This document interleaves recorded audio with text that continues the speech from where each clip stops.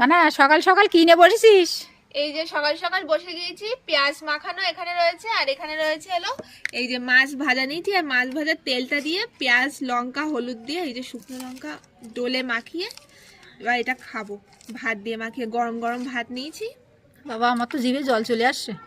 দারুণ, একদম পুরো হলুদ হয়ে গিয়েছে পুরো ভাত। কাঁচা পেঁয়াজ আর তার সাথে এখানে লঙ্কা আর এখানে মাছ। খেয়ে দেখি এবার।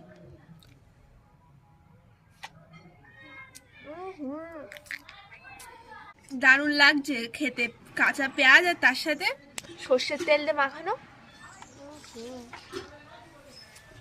তার সাথে এই মাছ। মাছটাও কিন্তু দারুণ, পুরো সাদা।